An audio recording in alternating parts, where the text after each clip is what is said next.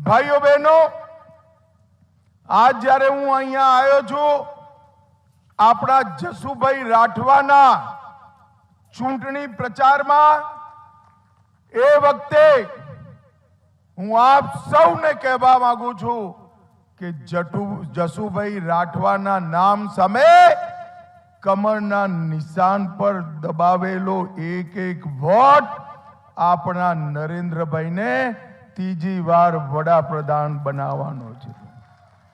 તમે અહીંયા જસુભાઈના જેવો વોટ આપશો, સીધે સીધો એ વોટ નરેન્દ્રભાઈને દિલ્હી વડાપ્રધાન બનાવવાનું કામ કરશે.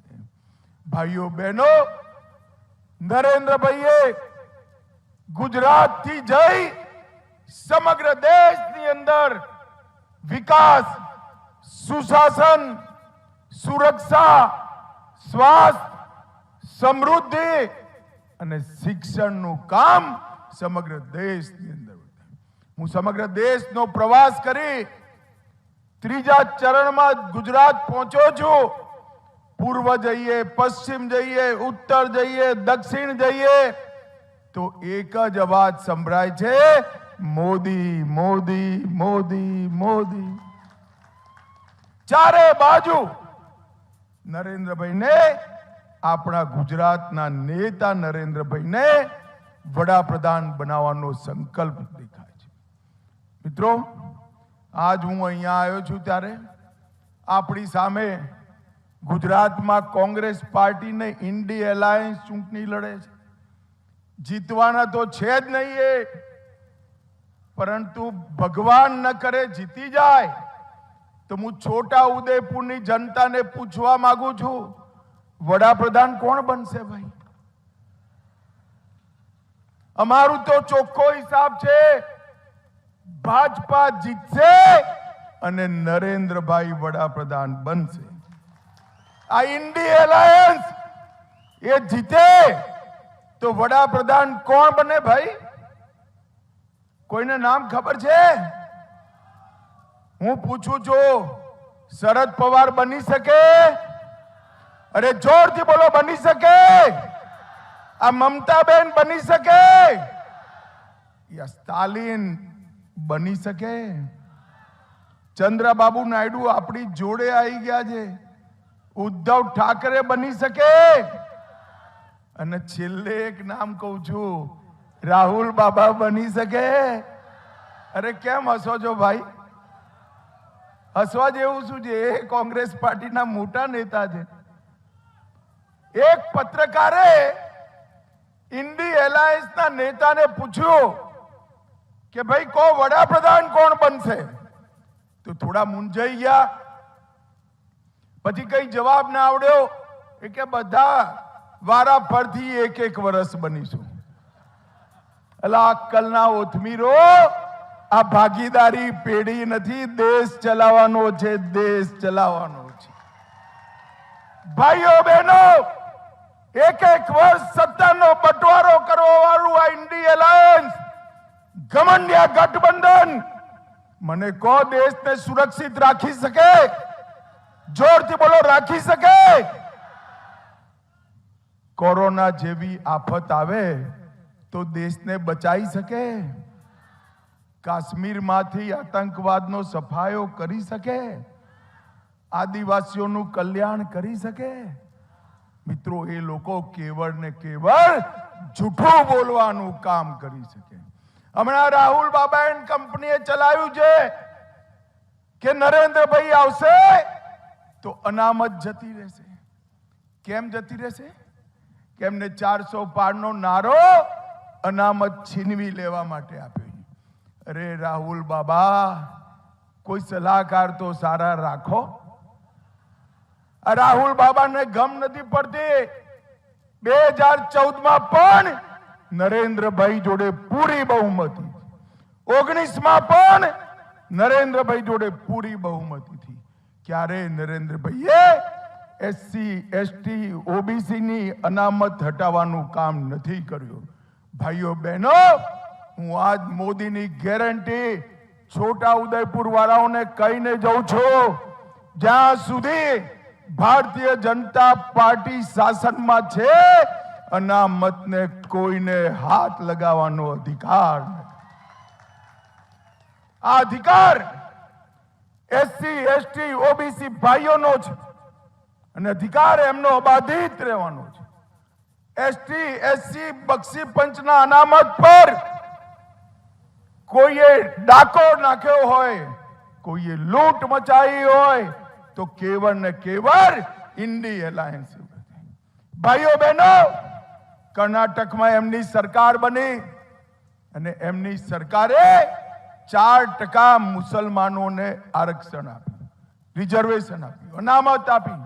4% મુસલમાનોને આપી એનો અર્થ તમે બક્ષી પંચની 4% અનામત લૂંટી ગયા. આંધ્રપ્રદેશમાં એમની સરકાર આવી, મુસલમાનોને 5% રિઝર્વેશન આપ્યું, અનામત આપી. 5% અનામત મુસલમાનોને આપી એનો મતલબ તમે 5% બક્ષી પંચની અનામત છીનવી લીધી.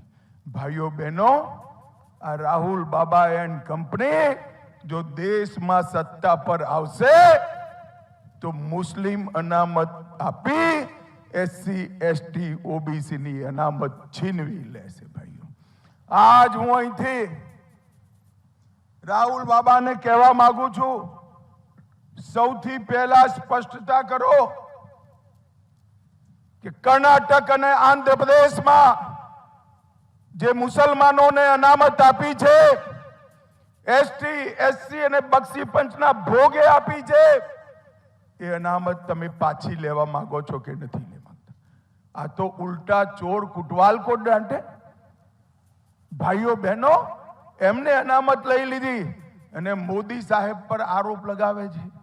હું આજે સ્પષ્ટ કરી દઉં છું, આદિવાસી ભાઈઓ બહેનોના ત્યાં, બક્ષી પંચના ભાઈઓ બહેનોના ત્યાં ઘેર ઘેર ફરી વળો અને મોદી ગેરંટી કહો કે ભારતીય જનતા પાર્ટી છે ત્યાં સુધી અનામતને કોઈ હાથ નથી લગાવી શકવાનું.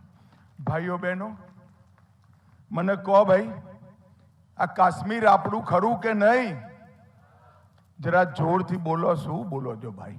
કાશ્મીર આપણું છે કે નહીં? આ ખરગે સાહેબ, કોંગ્રેસના પ્રમુખ, એવું કે છે કે રાજસ્થાન અને ગુજરાત વાળાને કાશ્મીર જોડે શું લેવા દેવા? ભાઈઓ બહેનો, ખરગે સાહેબ 80 પાર કરી ગયા, પરંતુ ગુજરાત અને ભારતને નથી ઓળખી શક્યા. ખરગે સાહેબ, મારી વાત સાંભળી લો. ગુજરાતનો એક એક જણ કાશ્મીર માટે પોતાનો જીવ આપવા માટે તૈયાર છે. આ કોંગ્રેસ પાર્ટીએ 70 વર્ષ સુધી 370મી કલમને દત્તક બાળકની જેમ પોતાના ખોરામાં રમાડે રાખી. તમે બીજી વાર મોદી સાહેબને વડાપ્રધાન બનાયા. મોદી સાહેબે 5 ઓગસ્ટ 2019 ના દિવસે 370મી કલમ સમાપ્ત કરી હંમેશા માટે કાશ્મીરને ભારતની સાથે જોડી. ભાઈઓ બહેનો, જ્યારે 370મી કલમ હટાવવાનું કામ લોકસભામાં ચાલતું હતું, આ રાહુલ બાબા, ઘણી વાર તો મને એમ થાય ઉભા ના થાય તો કોંગ્રેસને ફાયદો થાય, પણ ઉભા થઈ ગયા. બોલો, અને કહ્યું કે 370મી કલમ ના હટાવશો. મેં કહ્યું કેમ ના હટાવે ભાઈ? તેમને કહ્યું કાશ્મીરમાં લોહીની નદીઓ વહી જશે. અરે રાહુલ બાબા, 5 વર્ષ થયા, લોહીની નદીઓ છોડો, કાંકરી ચારો કરવાની કોઈની હિંમત નથી. આ નરેન્દ્ર મોદી સરકાર છે. નરેન્દ્રભાઈએ આતંકવાદને દેશમાંથી સમાપ્ત કરી નાખ્યો. ભાઈઓ બહેનો, 10 વર્ષ કોંગ્રેસની સરકાર ચાલી. 10 વર્ષ સુધી સોનિયા મનમોહનની સરકાર ચાલી. એ સરકાર 10 વર્ષ સુધી ચાલી. રોજ પાકિસ્તાનથી આલિયા, માલિયા, જમાલિયા આવતા હતા અને બોમ્બ ધમાકા કરી ભાગી જતા, કશું નતા બોલતા. એમની લઘુમતીની વોટ બેંક એના ડરથી પગલાએ નતા ઉઠાવતા. તમે નરેન્દ્રભાઈને બીજી વાર વડાપ્રધાન બનાયા.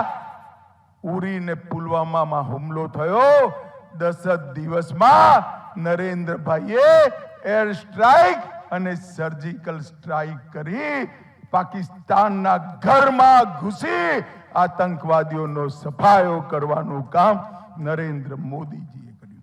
ભાઈઓ બહેનો, મને કહો ભાઈ, અયોધ્યામાં રામ મંદિર બનવું જોઈએ કે ના બનવું જોઈએ?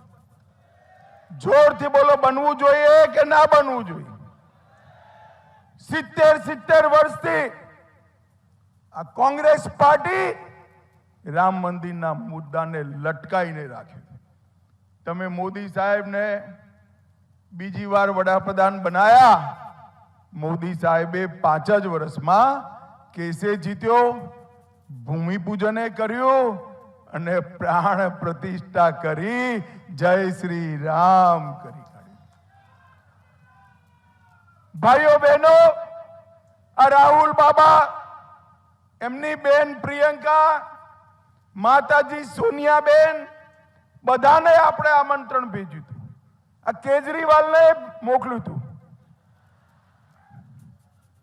પણ કોઈ પ્રાણ પ્રતિષ્ઠામાં ના આવ્યું. કેમ ના આવ્યું? છોટા ઉદેપુર વાળા કહો તો મને જરા. એમની પેલી વોટ બેંક થી બીવે છે. વોટ બેંક થી કઈ વોટ બેંક ખબર છે ને? અરે જોરથી બોલો, ખબર છે ને? પાક્કી ખબર છે? તો હું કહી દઉં, અમે એ વોટ બેંક થી નથી ડરતા. નરેન્દ્ર મોદીજીએ રામ મંદિરનું સ્વપ્ન પૂરું કરવાનું કામ. કાશી વિશ્વનાથનો કોરિડોર બનાવ્યો. પાવાગઢ પર 400 વર્ષ પછી માં કાળીનો દરબાર ફરીવાર સજાવવાનું કામ નરેન્દ્ર મોદીએ કર્યું. અને સોમનાથનું મંદિર સોનાનું પણ બની રહ્યું છે. ભાઈઓ બહેનો, આજ જ્યારે હું અહીં આવ્યો છું ત્યારે નરેન્દ્રભાઈ આ 10 વર્ષની અંદર આ દેશના કરોડો ગરીબોના જીવનની અંદર અજવાળું પાથરવાનું કામ કર્યું છે. અને એનો સૌથી મોટો ફાયદો અગર કોઈને મળ્યો હોય તો આપણા આદિવાસી અને બક્ષી પંચ સમાજના ભાઈઓને મળ્યો છે. ભાઈઓ બહેનો, નરેન્દ્ર મોદીજીએ 80 કરોડ ગરીબોને 5 કિલો અનાજ પ્રતિ વ્યક્તિ પ્રતિ માસ ફ્રી ઓફ કોસ્ટ આપવાનું કામ કર્યું. 12 કરોડ ઘરમાં શૌચાલય બનાવવાનું કામ કર્યું. 4 કરોડ ગરીબોને ઘર આપવાનું કામ કર્યું. 10 કરોડ ગરીબોને ગેસનું સિલિન્ડર આપવાનું કામ કર્યું. 14 કરોડ ગરીબોને ઘરમાં ચકલીથી પીવાનું પાણી આપવાનું કામ કર્યું. અને 60 કરોડ લોકોને 5 લાખ સુધીનો બધો જ સ્વાસ્થ્યનો ખર્ચો નરેન્દ્ર મોદી સાહેબે આપવાનો નિર્ણય કર્યો. અને ભાઈઓ બહેનો, બાબા સાહેબ આંબેડકર આપણા બંધારણની અંદર લખીને ગયા હતા કે આદિવાસીઓની જેટલી વસ્તી હોય એ વસ્તીના પ્રમાણમાં એમને બજેટમાં હિસ્સેદારી આપવી. 2001માં નરેન્દ્રભાઈ મુખ્યમંત્રી બન્યા. 2002માં ફરીવાર બન્યા. અને ભારતનું બંધારણ આયા પછી પહેલી વાર ગુજરાતના બજેટમાં 14% પૈસા મારા આદિવાસી ભાઈઓ બહેનો માટે ફાળવવાનું કામ નરેન્દ્ર મોદીજીએ કર્યું. વનબંધુ કલ્યાણ યોજના, જેમાં આદિવાસી વ્યક્તિ, ગામ, ક્ષેત્ર અને સમગ્ર વિકાસનો વિસ્તારનો વિકાસ થાય એ પ્રકારનું કામ કર્યું. દરેક આદિવાસી ગામમાં મને કહેજો ભાઈ, છોટા ઉદેપુર વાળો, 24 કલાક વીજળી આવે છે કે નથી આવતી? જોરથી બોલો, આવે છે કે નહીં? દરેક આદિવાસી ગામમાં સરખી ભણવાની વ્યવસ્થા કરી, પબ્લિક હેલ્થ સેન્ટરના, કોમ્યુનિટી હેલ્થ સેન્ટરના જારા ગૂંથ્યા, રોડો બનાયા. અને ભાઈઓ બહેનો, આ કોંગ્રેસ પાર્ટી એક નંબરની આદિવાસી વિરોધી પાર્ટી છે. એમના જમાનામાં આદિવાસી કલ્યાણ મંત્રાલય જ નતું. આદિવાસી કલ્યાણનું કામ ગૃહ મંત્રાલયમાં એક જોઈન્ટ સેક્રેટરી સંભાળતા હતા. અટલજી વડાપ્રધાન બન્યા 1999માં. આદિવાસીઓ માટે સૌથી પહેલું અલગ મંત્રાલય બનાવવાનું કામ અટલ બિહારી વાજપેયીએ કર્યું. મિત્રો, વાજપેયીજી કર્યું. નરેન્દ્રભાઈએ NCST national commission for scheduled ટ્રાઇબની સ્થાપના કરી અને 70 વર્ષથી આ કોંગ્રેસ પાર્ટીએ કોઈ આદિવાસીને રાષ્ટ્રપતિ નતો બનાવ્યો. નરેન્દ્રભાઈએ ઓરિસ્સાના ગરીબ ઘરની આદિવાસી દીકરી દ્રૌપદી બેનને રાષ્ટ્રપતિ બનાવવાનું કામ આપણા નરેન્દ્ર મોદી. ભાઈઓ બહેનો, કોંગ્રેસની સરકારથી 2014 સુધી આદિવાસી કલ્યાણનું બજેટ 29,000 કરોડ હતું. અને નરેન્દ્રભાઈ આયા પછી અત્યારે આદિવાસી કલ્યાણનું બજેટ 1,31,000 કરોડ રૂપિયા કરવાનું કામ નરેન્દ્રભાઈએ કર્યું. એકલવ્ય વિદ્યાલય 740 બનાયા.